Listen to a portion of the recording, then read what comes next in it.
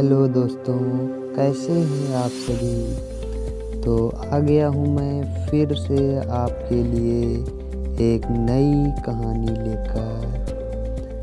तो चलिए शुरू करते हैं आज की कहानी, जिसका नाम है पुराना रिवाज। रेगिस्तान के बीच बसे एक शहर में पेड़ पौधों की बहुत कमी थी, अर्थात वहाँ फलों की भी बहुत कमी थी। इसलिए भगवान ने अपने दूत को भेजा कि जाओ और लोगों से कह दो कि हो सके तो वो एक दिन में बस एक ही फल खाएं और पेड़ों का भी ख्याल रखें। सभी लोग ऐसा ही करने लगे। पीढ़ी दर पीढ़ी ऐसा ही होता चला आया और वहाँ का पर्यावरण संरक्षित हो गया। चूँकि बचे हुए फलों के बीजों से और भी पेड़ निकल आते थे, कुछ दशकों में ही पूरा शहर हरा भरा हो गया।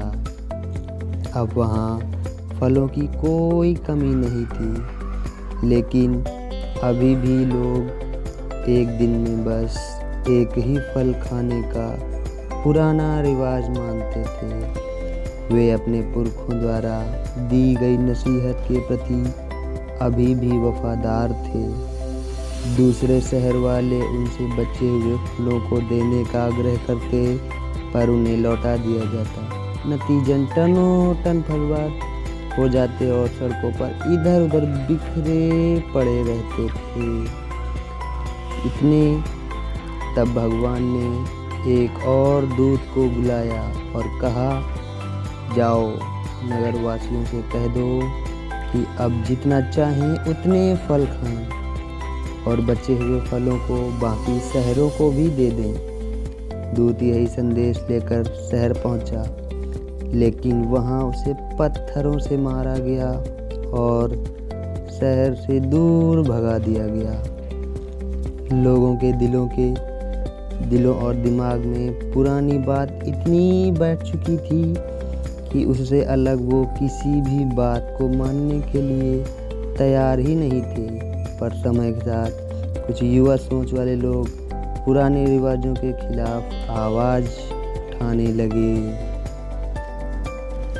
हालांकि इतनी पुरानी परंपरा को छोड़ना आसान नहीं था, इसलिए इन लोगों ने अपने पुराने रिवाज के धर्मों को ही छोड़ दिया और अब जी भर के फल खाने लगे और बचे हुए फलों को दूसरों में भी बांटने लगे। कुछ सालों में बस वही लोग धर्म को मानने वाले बचे जो खुद को संत मानते थे, लेकिन हकीकत में वे ये नहीं देख पा रहे थे कि दुनिया कैसे बदलती है और कैसे खुद को समय के साथ बदल लेना चाहिए।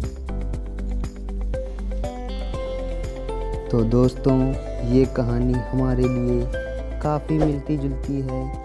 हमारे यहाँ बिल्ली के रास्ता काटने और कौवे के काँव काँव से लेकर जात पात और ऊंच नीच से जुड़ी अनेकों मान्यताएं हैं जिनका आज कोई अर्थ नहीं है। और जैसे इस कहानी में इन चीज़ों को मानने वाले खुद को बड़ा धार्मिक और सबसे बड़ा संत समझते थे, उसी तरह हमारे समाज में भी ऐसी बातें मानने वाले खुद को बड़ा पवित्र और ईश्वर को चहेता समझते हैं, जबकि हकीकत कुछ और ही है।